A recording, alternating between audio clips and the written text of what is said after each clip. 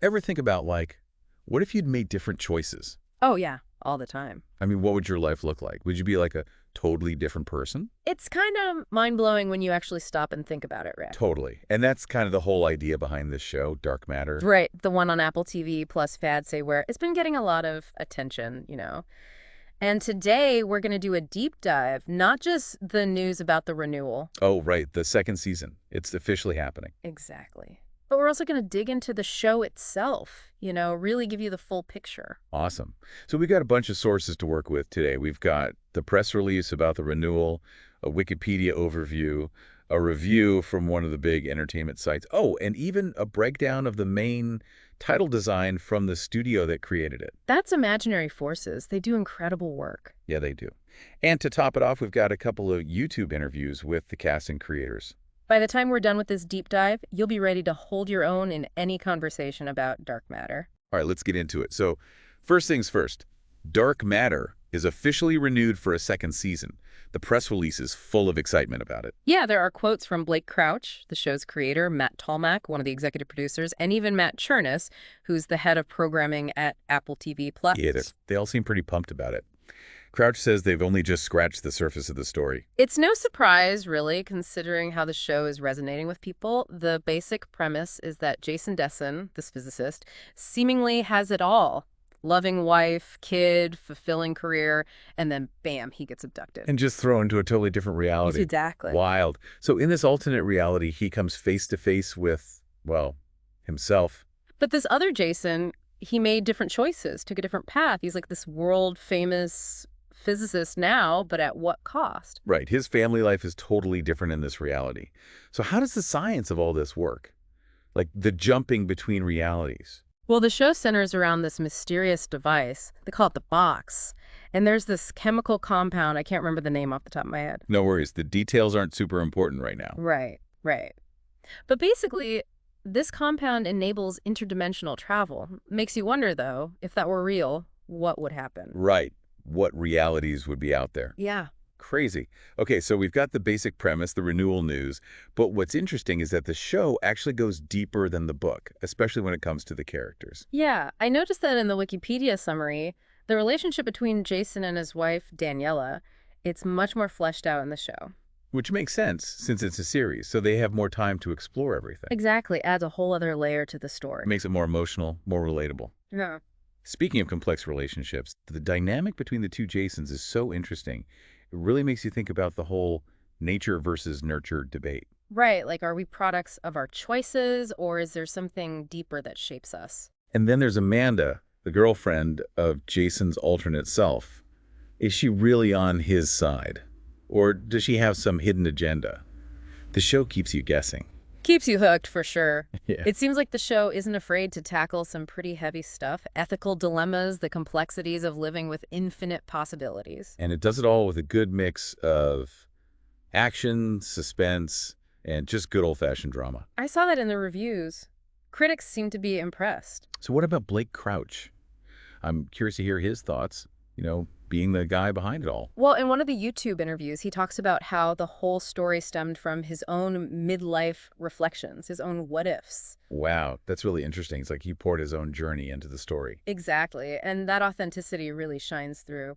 He also mentions that Jennifer Connelly, who plays Daniela, had a lot of input in shaping her character's arc. That's cool. Shows how collaborative the whole process was. Makes sense, especially considering the complexities of the story. So we've talked about Crouch. But let's talk about the performance that's on everyone's mind, Joel Edgerton as both Jason. The reviews were raving about his dual performance. Playing two versions of the same person, that's got to be a challenge. Definitely. And he manages to pull it off flawlessly. So we've talked a lot about the story and characters, but can we talk about the visuals for a bit? I mean, the look of the show is crucial in setting the whole mood. Oh, absolutely. The main title sequence, particularly, is incredible. Imaginary Forces, the studio behind it, they really knocked it out of the park. Yeah, they use this really unique approach, this kind of Cubist-inspired animation style. It's like a fragmented mirror reflecting the shattered nature of the multiverse. And the colors they use, they're warm, almost earthy. It's a departure from the typical cold, sterile sci-fi aesthetic. Totally. It makes the show feel more grounded, more relatable. It's like they're trying to say, hey, this mind-bending sci-fi stuff, it's about us, it's about our humanity. Now, before we move on, we have to talk about how the show has been received. Right, we've got that review article that does a good job of highlighting both the good and the, well, not so good. So what's the overall verdict? Is it worth watching? Well, based on the Rotten Tomatoes and Metacritic scores, it's safe to say that Dark Matter has been pretty well received overall. Critics are praising the acting, the thought-provoking themes, and that distinct visual style we talked about. But you mentioned some criticisms earlier. Yeah, the review article points out some concerns about the pacing. Ah, so not everyone's a fan of how the story unfolds. Right. Some people feel the show drags a bit in the middle and then rushes toward the end. It's tough to balance everything, especially with a concept as complex as the multiverse. For sure. But even with those pacing concerns, Dark Matter still emerges as a show worth watching. Especially if you're a fan of sci-fi that digs into the human condition. Exactly. It's not just about flashy special effects. It's about exploring what it means to be human in a world where literally anything is possible. Now, imagine if we could actually step into one of those boxes and explore alternate versions of ourselves. What would you do? Ooh, tough question. What about you? I don't even know where to start. There are so many paths I could have taken, so many choices I could have made differently. It's a tantalizing thought, isn't it? Dark Matter gives us a glimpse into those possibilities, those what-ifs that haunt us all. And while we may not have a box in real life, the show offers a way to explore those what-ifs in a thrilling, thought-provoking way. And hey, just by listening to this deep dive, you're already ahead of the curve. You've got enough information to impress your friends at your next watch party or water cooler conversation. But this is just the beginning. We're about to take an even deeper dive into Joel Edgerton's amazing dual performance. And we'll uncover some behind-the-scenes insights from Blake Crouch himself, giving you a peek into the creative process behind this captivating show. All right, so we left off talking about Joel Edgerton's dual performance. It's pretty remarkable, right? Oh, absolutely. He really nails both Jasons, captures their essence, their struggles. It's like watching two completely different people. Exactly. And in one of the interviews, he actually mentions that the whole identity question, the choices we make, that's what drew him to the project. Makes sense, considering the themes of the show. He also talks about the physical demands of the role, like filming those underwater scenes. Oh, yeah, I remember those. Intense. And the fight choreography. Imagine having to, fight yourself. That's got to be tricky. He actually worked closely with the stunt team to develop different fighting styles for each Jason. Oh, wow. So even their movements reflect their personalities. Exactly. Subtle but effective. Oh, and there's this one scene in the trailer, it gave me chills. Jason's at a bar, and it's like he's talking to himself, like confronting his other self. Oh, yeah, I know exactly which scene you're talking about. It's so eerie, so powerful. Edgerton's expression, the way he delivers those lines, it's haunting. Crouch actually talks about that scene in one of his interviews. He says it was one of his favorites from the book, but it translated even better on screen. It's really a testament to Edgerton's talent. He brings that internal struggle to life. So we've talked a lot about Jason, but what about Daniela? I mean, she's more than just the wife in this story, right? Absolutely. The show really fleshes out her character, gives her more depth than the book. And Jennifer Connelly, she's perfect for the role. She brings this, quiet strength to Daniela. Oh, yeah. Connelly's fantastic. She talks about working with Crouch to develop Daniela's arc, especially in that alternate reality where she and Jason didn't end up together. Makes you wonder if they're meant to be, Yeah. even across different realities. It's like some connections are just destined. It's kind of romantic in a way, don't you think? Yeah, I guess it is. So with all these Jasons running around, all these different realities, was it ever confusing? I mean, did you have trouble keeping track of everything? Honestly, no. The show does a good job of keeping things clear. They use subtle visual cues like hairstyle changes, clothing differences to help you distinguish between the Jasons. That's good to hear. I hate it when shows get too complicated for their own good. Right. You don't want to spend the whole time trying to figure out who's who and where they are. So Dark Matter manages to strike a good balance, keeping things accessible without oversimplifying the multiverse concept. Exactly. Now, let's talk about Blake Crouch for a minute. I mean, he wrote the book, and he's the showrunner, so he's got a pretty unique perspective on all of this. Right. He's like the ultimate authority on Dark Matter. In one interview, he talks about how he actually tried to adapt the book into a movie first. Really?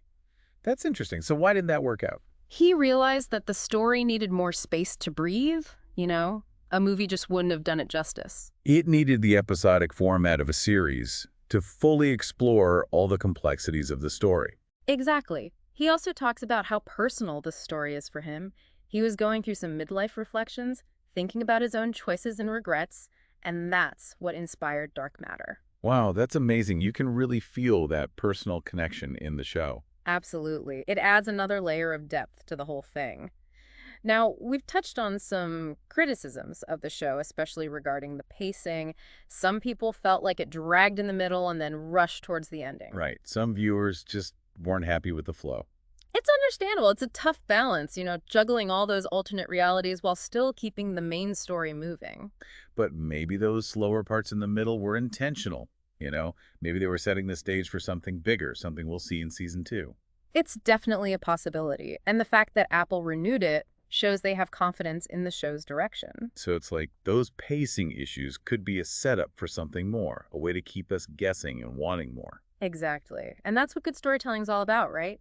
Keeping the audience engaged, making them think. Now, let's shift gears a bit and talk about the visuals of Dark Matter, because I think they deserve a whole conversation on their own. Oh, absolutely. The show's aesthetic is so unique, so striking.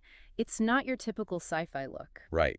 The main title sequence is a prime example. Imaginary Forces, the studio behind it, they went with a really abstract, almost metaphorical approach. Yeah, they used cubism as inspiration, with all the fragmented images and geometric shapes. It's like they're visually representing the shattering of reality, the whole concept of the multiverse. And the color palette is interesting, too. It's warm, almost earthy, which is a departure from the usual cold, sterile look of sci-fi. It's like they're trying to ground the show in something familiar, something human. Exactly. And the music they use, it's so effective. It's perfectly synced with the animation, creating this hypnotic effect. It really draws you in, sets the tone for the whole show.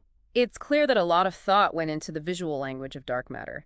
It's not just about flashy special effects. It's about using visuals to tell a story, to evoke emotion. All right, before we wrap up this part of the deep dive, let's touch on some of the behind-the-scenes stuff we've got. Oh yeah, we've got some juicy tidbits here. Like Joel Edgerton talks about how he worked with the stunt team to develop those different fighting styles for the Jasons. Shows the level of detail they went into. And Jennifer Connelly, she highlights how she collaborated with Crouch on Daniela's character arc. It sounds like it was a very collaborative environment, which is awesome to see. Definitely. It's that kind of collaboration that brings a story like Dark Matter to life. So we've covered a lot of ground: the premise, the characters, the themes, the visuals, the reception, even some behind-the-scenes stuff. But what does it all mean? Why should people care about Dark Matter? At its heart, it's a story about choices, consequences, and the power of human connection, even across different realities. It makes you think about your own life, your own what-ifs. What choices have you made that have led you to where you are today? It's thought-provoking, It makes you question things, makes you wonder about all the different paths you could have taken. And that's what good storytelling is all about, right? Making you think, making you feel. Dark Matter does that, and it does it well. So imagine stepping into that box yourself. What alternate realities would you explore? What choices would you revisit? Would you change anything? Yeah, it's like the show plants these seeds of doubt. Like, what if I had done this differently? What if I had taken that other path? It really gets under your skin, right? And we got to talk more about those pacing issues some critics brought up. Yeah, I mean, some people felt like the middle dragged a bit. Yeah, it's understandable, I guess. Balancing all those alternate realities with the main storyline, it can be tricky. And then some viewers felt the ending was rushed.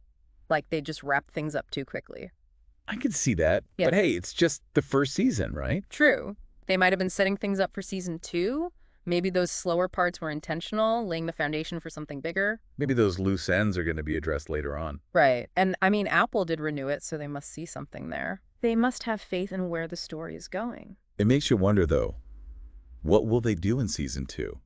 Will they streamline things a bit? Focus more on the characters? Or will they go even deeper into the multiverse, get even more mind-bending?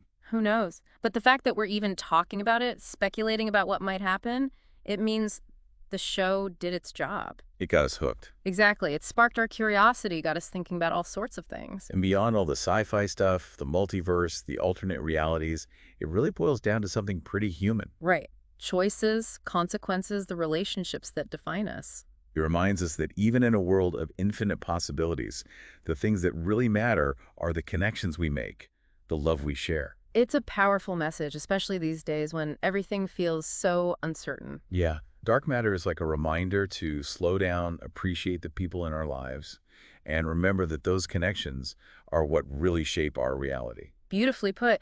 And on that note, I think we've reached the end of our deep dive into dark matter. We've explored the storylines, the characters, the visuals, the themes, the good, the bad, and everything in between. But the conversation doesn't end here. We want you to keep thinking about those what ifs, those alternate realities, those choices that make all the difference. So go check out Dark Matter on Apple TV, plus Big Rado. Form your own opinions and join the discussion. Because ultimately, every decision we make, big or small, creates a ripple effect, shaping our own unique reality. Choose wisely, embrace the unknown, and remember the possibilities are truly infinite.